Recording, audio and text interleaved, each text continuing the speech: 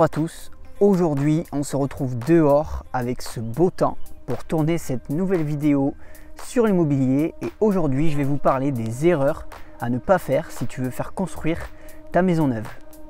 L'une des premières erreurs à ne surtout pas faire, c'est de ne pas suivre son chantier.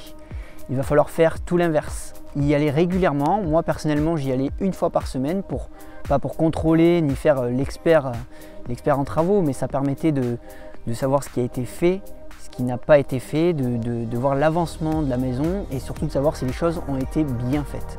Deuxième chose, il ne va pas falloir laisser votre interlocuteur tout gérer. Montrez-lui que vous savez des choses et que vous êtes présent pour votre projet.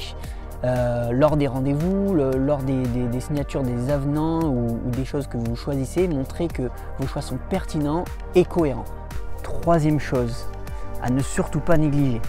Il ne faut pas oublier les frais annexes à la construction. Cela peut vous coûter très cher. Il y a la taxe d'aménagement qui souvent est expliquée par les constructeurs mais parfois oubliée. C'est l'ancienne taxe TLE. Vous allez avoir une grosse somme, un gros montant. Soit vous pourrez la payer en une seule fois si elle sera inférieure à 1500 €, soit en deux fois si elle sera supérieure à 1500 €. Mon cas, c'était une taxe supérieure à 1500 €. Le paiement s'est effectué en deux fois. Vous allez avoir ensuite, si votre terrain n'est pas viabilisé, la taxe de raccordement EDF. Donc ce n'est pas une taxe, mais c'est raccordement EDF et eau pour créer la viabilisation de votre terrain. Vous aurez ensuite le terrassement de votre chantier à rajouter dans les frais de la construction. Cela peut aller très vite, ça dépend si vous avez des allées qui sont très grandes, ça dépend de la taille de votre terrassement. Et ensuite la taxe du raccordement au tout à l'égout si vous n'avez pas d'assainissement individuel. Elle est de l'ordre de 500 à 1000 € en fonction de votre projet et elle est calculée par votre mairie, votre département. Une nouvelle chose à ne pas négliger dans les erreurs à ne pas faire, c'est ne pas calculer la totalité de votre budget, dont les travaux pour les projets extérieurs comme la clôture, le portail, les murs en parpaing. Il va falloir que vous incluez tout votre projet dès le début, c'est une bonne chose à faire.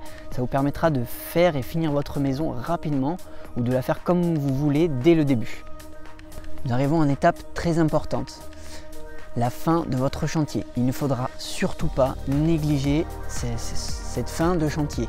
À cette étape-là, vous serez avec le conducteur de travaux et le commercial pour signer la fin de chantier et vous allez faire le tour de toute votre maison pour détecter les points qui vont et les points qui ne vont pas. Surtout, notez tout ce qui ne va pas, pensez à mesurer les gaines techniques, exemple dans les salles de bain, les bondes, mesurer les choses que vous avez prévues pendant cette fin de chantier, ça vous permettra de ne pas avoir de surprise après.